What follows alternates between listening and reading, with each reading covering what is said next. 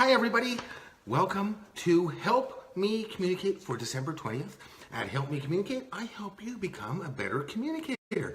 Merry Christmas to everybody. It's holiday season, and I wanted to wish everybody and their families a Merry Christmas and give you today 12 tips about how to make some of those difficult family gatherings a little bit more peaceful and a little bit more joyful. Do you have one of those families where there's somebody that's kind of a disruptor and things get uncomfortable and maybe into a fight and that kind of thing? Well, I want to give you 12 tips today to help you make your family get together a little bit more peaceful. The first thing I want you to do, the first tip that I'm going to give you today is about taking care of yourself. Have you heard the statement before, what we think about, we bring about? So the first thing I want you to do is to imagine yourself having a great family get-together. That's the number one thing. Put it into your mind and expect to have a good family get-together. Imagine yourself feeling good about the family gathering and better than you did last time. If you've got one of those family gathering situations where it gets uncomfortable often, imagine yourself feeling good. That's the first tip. The second tip, if that's a situation where it's frequently uncomfortable at family gatherings, is to actually prepare yourself and prioritize self-care in that preparation. So first of all, don't expect others to change. Change yourself. That's the only person that you truly have any control over is yourself. And so if you're frequently going to these family gatherings and they get out of control or uncomfortable, then prepare for that situation. Imagine what questions or what topics might come up that you want to avoid. Have a planned response to those topics and what you're going to do to remove yourself from that situation, or what you're going to say to stop the conversation. So for example, if somebody's going to ask you about your work, and because work's not going very well, but you don't want to get into that negative conversation, simply prepare yourself for answering, you know, that's a topic I really don't want to talk about today. Let's talk about something else. And then ask that person a question. Plan a question that you're going to ask that person to change the subject. If they continue on and press the issue, then simply repeat your response. You know, I really don't want to talk about that today, so I'm going to ignore that and talk about something else. And again, have a second question that you can ask them. If they persist, move yourself out of the situation. Prepare all of that. So prepare for those difficult interactions that have come up in the past that you think might come up this time. Prepare your answers. That's the second tip.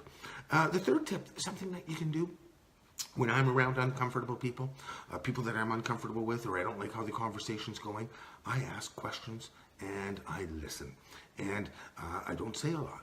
And I try to guide the conversation or ask a question that will lead the conversation to something that's more comfortable for me. So in your preparation from the last tip, plan a bunch of questions that you can ask to take it to a topic that's more comfortable for you. So ask lots of questions. Validate other people. When we ask questions of other people, we're basically validating them. And people like to be validated. Anytime we're selling something, Brian Tracy, one of the top sales trainers in the world, says to focus on the other person, not on the product or on yourself as a salesperson. The same thing in a difficult family situation. Focus on the other person, validate them, ask questions about them, and get them talking, and go into silence.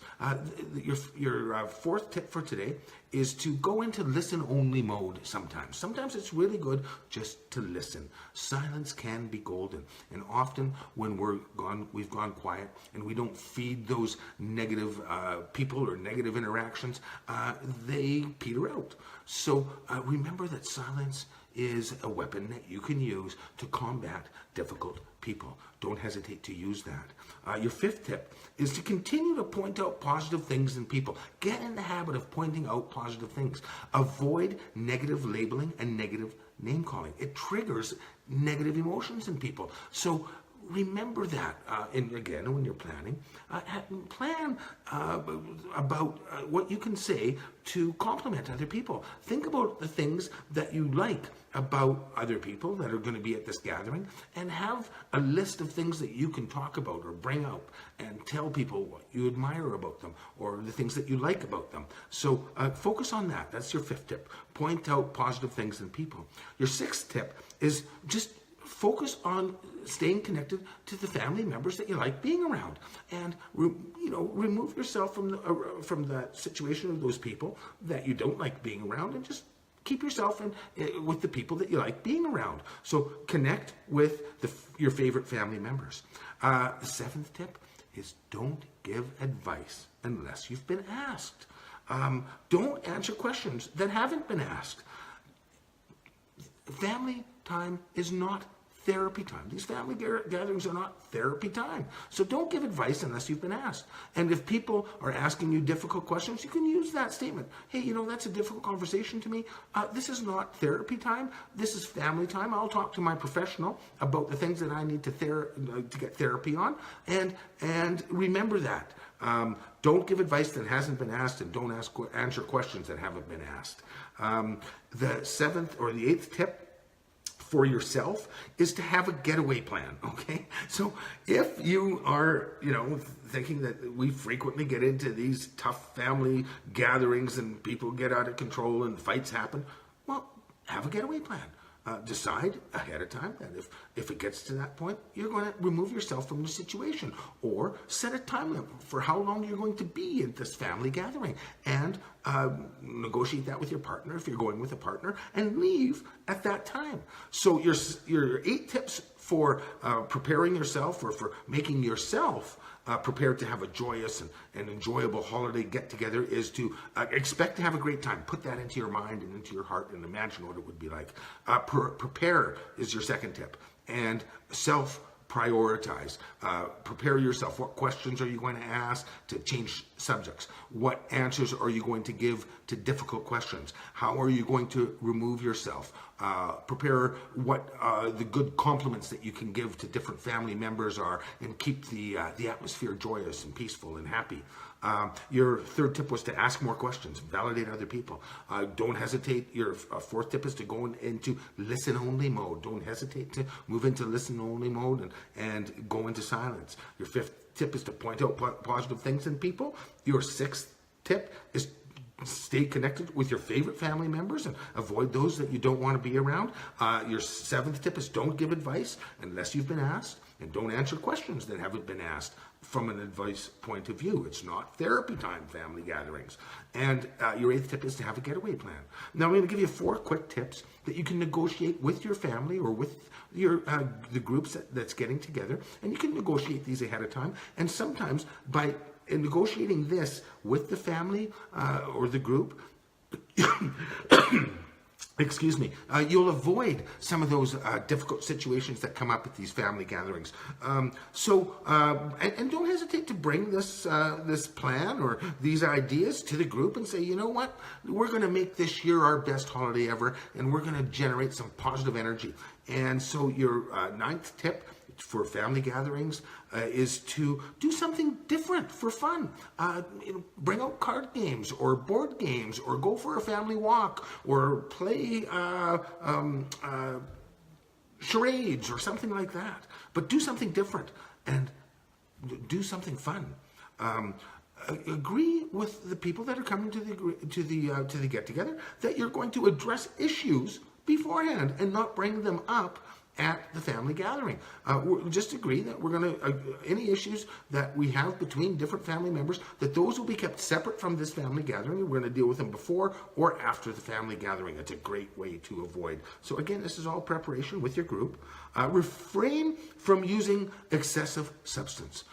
Everybody likes to have a glass of wine or a beer or a drink, but refrain from using excessive substances as a group. Agree to that.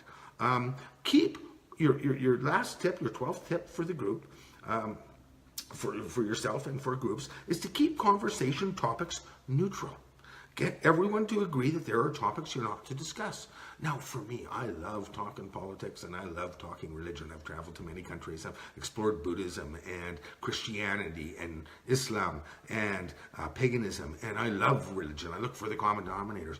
But religious topics can get heavy, and people avoid them. I also love talking politics, and I've been in political conversations in family gatherings where we get emotional and excited and passionate about what we're talking about, and other people get uncomfortable. So if you're going to have those type of conversations, because there's a couple people in the family group that likes that, well, move that to another room. Don't do it in the group that makes people uncomfortable, and make that agreement up front. So your group tips are to do something different for fun, to address issues before the holiday or before they get together or after they get together, refrain from using excessive substances, and agree to which conversation topics you're going to avoid as a family group. If people want to have those sensitive conversations about those sensitive topics like politics and religion, get them to do it in another room. And some don'ts. I'll give you 3 quick don'ts. Don't talk about other people to other family members. Avoid doing that. And that will keep the energy positive.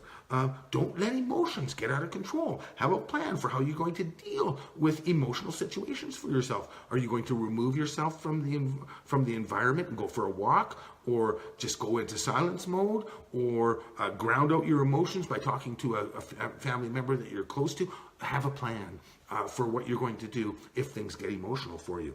And the last tip is don't compare yourself to other families. Other families that may seem functional, guaranteed there is dysfunction. I have not met a person in my life to date that comes from a fully functional family.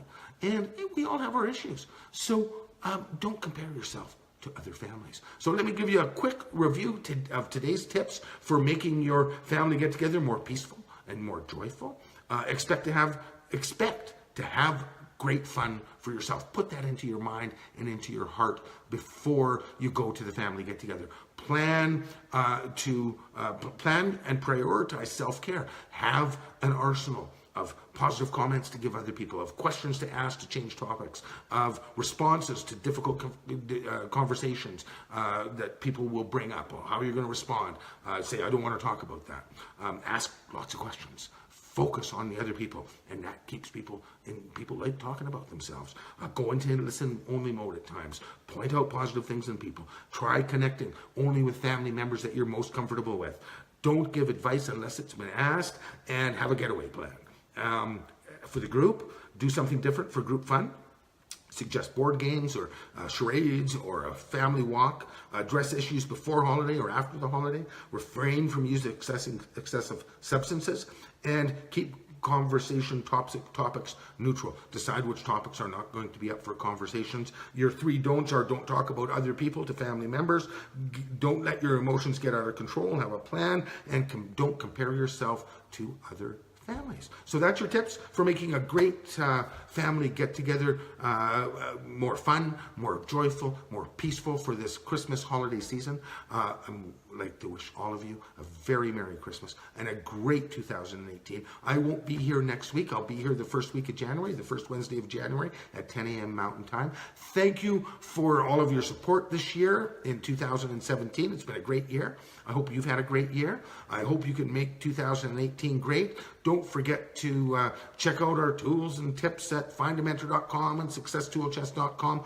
All of these Help Me Communicate sessions are posted in our blogs at successtoolchest.com. They're posted in our YouTube channel, and you go out and make it a great holiday. Bye for now, and we'll see you next year.